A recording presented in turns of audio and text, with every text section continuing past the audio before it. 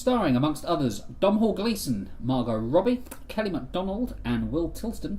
Directed by Simon Curtis, off of a script by Frank Cottrell Boyce and Simon Vaughan. This is my review for Goodbye Christopher Robin. Happiness came pouring out.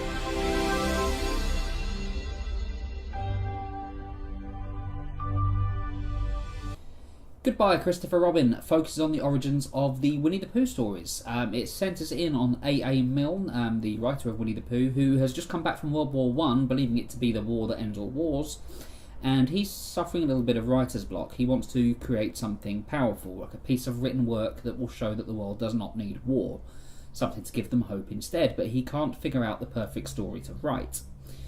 He's also suffering from PTSD, like the sound of a balloon popping will freak him out, like he doesn't handle it very well, and this was a time before PTSD was a thing, like people just didn't really talk about it too much, but he suffers from it.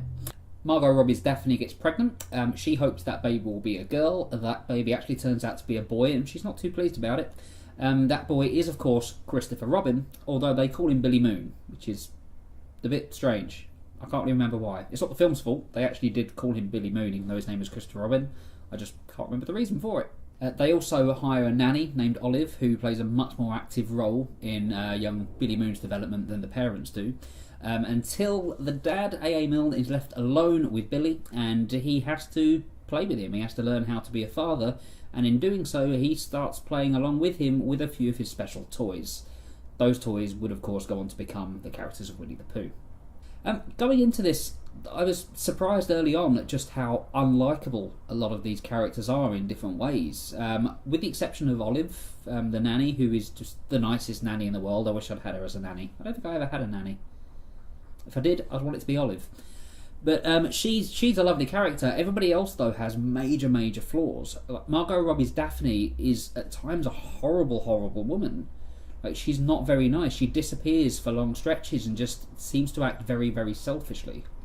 And there's no redemption to this either. There's a few quieter moments with her where we get to understand what she's feeling and, to a degree, why she acts the way she does. But it's never explored to the extent that I fully understand her. The same with A.A. Milne. He is also extremely unlikable, but there are moments where he comes through as a real person. He's unlikable because of the things that he's gone through, so at least with him it makes sense. And then young Christopher Robin, he is also very irritating on occasion, but he's just a young child. You can't really hold that against him, but there are times where he grates a little bit more than I was expecting. So this is a film, as I say, filled with a lot of characters that, yeah, I didn't particularly like. But that doesn't necessarily make it a bad movie. In fact, some of these character flaws I found to be very interesting, particularly when it came to A.A. Milne's character. The reason we buy a ticket for this, though, is, I think for most people, to learn more about the history of Winnie the Pooh, and that we certainly get. It's so much fun seeing that these little toys that represent who would become Piglet and Tigger and Winnie the Pooh all come together for the first time and just be sat around young Billy Moon's table as he has little tea parties with them. You can see the ideas being formed for the stories that would eventually go on to be in Winnie the Pooh just come out of a kid playing with his toys. That part of the movie I absolutely loved.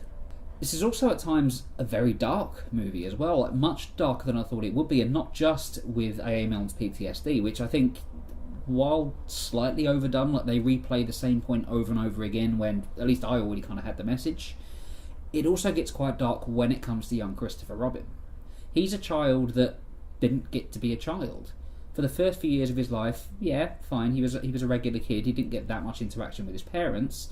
When he finally did get that with his dad then turned that into a series of books. The books were Winnie the Pooh, and young Billy Moon, Christopher Robin, found himself an icon to kids everywhere. Like, he was the Macaulay Culkin of his time.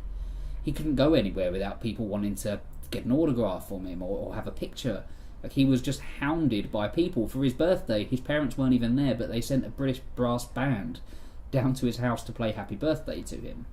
This was a kid who, as I say, just wasn't getting to be a kid. He was being swallowed up by the stories of Winnie the Pooh, to the point where a story that he felt was his story, like this was his bear, these were his toys, became a story for everybody else to have, and in such he felt that he was losing that a little. And with that comes resentment. Like, I knew a little bit about Christopher Robin beforehand. I knew that for a large sort of spell of his life, he hated the stories of Winnie the Pooh, and this really explains why. Like, he feels that his dad was using him. He felt like his dad used his life to sell stories and cared more about these stories than he did for his own son. When this part of the story is played out, like, this is a really engaging film. I loved those parts of it. Sadly, though, it took a while to get there. It took far longer than it needed to get there. I mentioned A.A. Milne and his PTSD and his horrible flashbacks of the war. Like, this is given so much screen time that it takes until about halfway through the movie for the Winnie the Pooh angle of it to actually really kick into gear. Like, if you're there to just see a biopic on A.A. Milne, yeah, you may get something out of it, but I think even then you'd start to feel that it did start to replay the same beats over and over again, and it extended the running time far longer than it needed to be. So the first half of the movie, it was fine. It dragged a bit. It was okay. It was the second half of it for me that became the film I wanted to see. It was the half that I enjoyed a lot more. Despite the faults, I do think Goodbye Christopher Robin is a film that should be seen. I think you should go out and watch it, and hopefully you'll enjoy it. The performances are all amazing here. Like I said, the characters themselves aren't very likeable. Yeah, that's true, but the performances by the actors who play them are fantastic, like across the board. I can't fault a single person. Domhnall Gleeson is exceptional as A.A. Milne. The young kid who plays Christopher Robin, Will Tilston, amazing.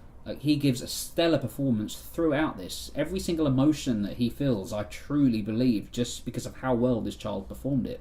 We do see an older version of Christopher Robin as well, Alex Lawther. He doesn't get as much to do.